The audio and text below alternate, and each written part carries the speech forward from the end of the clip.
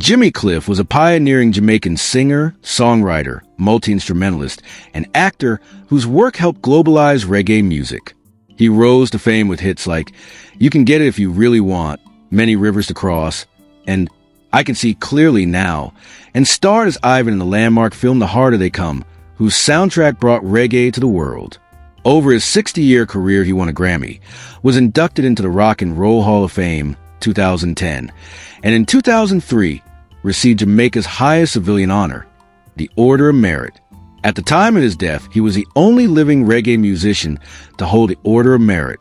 Today, November 24th, 2025, Jamaica and music fans mourn the passing of Jimmy Cliff at age 81, and we remember his life and legacy.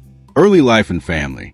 Jimmy Cliff was born James Chambers on July 30th, 1944, in the rural Summit district of St. James Parish, Jamaica.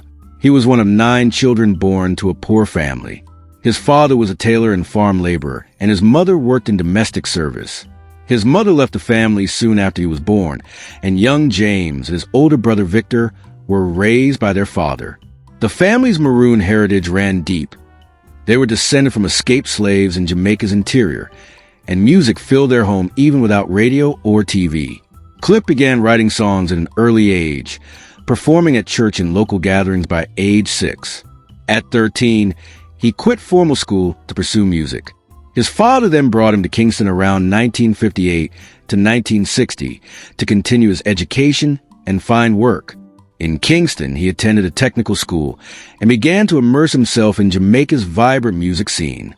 It was in this city that James Chambers adopted the stage name Jimmy Cliff, a moniker he first used as a teenager seeking a recording contract. Music career. 1960s. Cliff's career took off in the early 1960s. He worked odd jobs in Kingston by day and hustled demos by night. In 1962, he released his first Jamaican hit single, Hurricane Hattie, which topped the local charts and launched him to fame. He quickly followed up with more Jamaican hits and even represented Jamaica at the 1964 New York World's Fair. In 1965, Cliff signed with Island Records and moved to London in search of international success. Island initially tried marketing him to rock audiences, but it was his reggae/ska recordings that resonated. By the late 1960s, Cliff was a global star. His 1969 single, Wonderful World, Beautiful People, broke into the UK charts, reaching number 6, and he earned praise for protest-tinged songs like Vietnam, 1969, a tune that Bob Dylan called the best protest song he had ever heard. He also released acclaimed albums, such as Hard Road to Travel, 1967. 1970s. Cliff's profile rose even higher in 1972 when he starred in the classic Jamaican film The Harder They Come. He played Ivan, a rural youth who turns to crime while chasing music success. Cliff performed several songs on the soundtrack, including the title track, The Harder They Come, and You Can Get It If You Really Want, which became global hits. The film and soundtrack were pivotal. They introduced reggae to wide international audiences. The movie is still regarded as a cornerstone of Jamaican culture. In this era, Cliff also covered popular songs. For example, Cat Stevens' Wild World made the UK top 10 in 1970 and toured extensively worldwide. He released hits like Many Rivers to Cross, Reggae Night, and Sitting in Limbo, blending reggae with soul and pop. In the late 1970s, Cliff took a hiatus from music, traveling to Africa to explore his roots. He converted to Islam during this period, taking the name El Hajj Naim Bachir. This spiritual journey influenced his 1978 album Give Thanks. He later spoke about having a universal outlook and eventually described himself as believing in science. 1980s, 2000s. Cliff returned to music with renewed energy. In 1985, he won a Grammy Award for Best Reggae Album with Cliffhanger.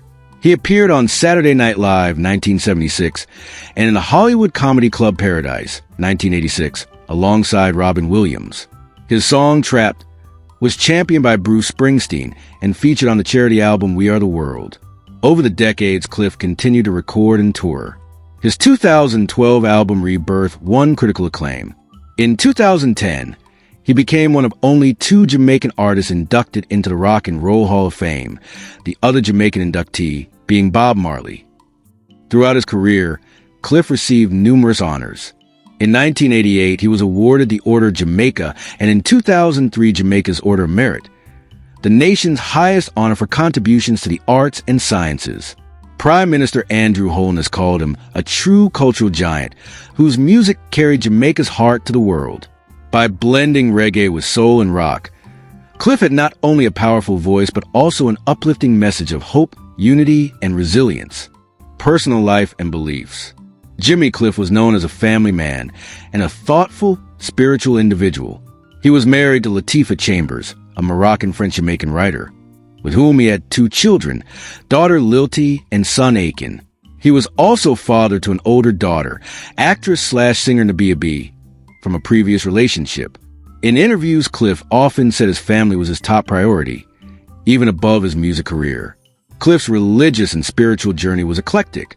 He was raised Christian, briefly embraced the Rastafarian faith in his youth, and later converted to Islam during the late 1970s. In later years, he described himself as having a universal outlook on life, and even quipped that he now believes in science. He told The Guardian that his faith was personal and not tied to formal religion. Throughout his life, he emphasized principles like love, honesty, and perseverance, values that came through in his lyrics. Death and legacy. On November 24th, 2025, Jimmy Cliff passed away at age 81. His death was confirmed by his wife Latifah via a public statement and social media post. According to the family announcement, Cliff crossed over due to a seizure followed by pneumonia. Fans around the world, from reggae listeners to Hollywood stars, mourn the loss. Tributes poured in, with Jamaica's Prime Minister and countless musicians hailing him as a cultural giant whose music lifted people through hard times. Lifestyle, net worth, homes, and cars. Jimmy Cliff enjoyed a successful and financially stable lifestyle thanks to his music career. Industry reports estimate his net worth was on the order of $10 to $18 million at the time of his death. This wealth came from album sales, touring, royalties, film work, and smart management of his song rights. He won Grammy and had enduring hits, so he continued to earn significant royalties into his later years. Clifford's family mentioned that he made sure to secure his family's future through his music catalog. If you enjoyed this tribute to Jimmy Cliff, please like this video, share it with fellow fans, and subscribe for more music history content. Leave a comment below with your favorite Jimmy Cliff song or memory. We'd love to hear your thoughts.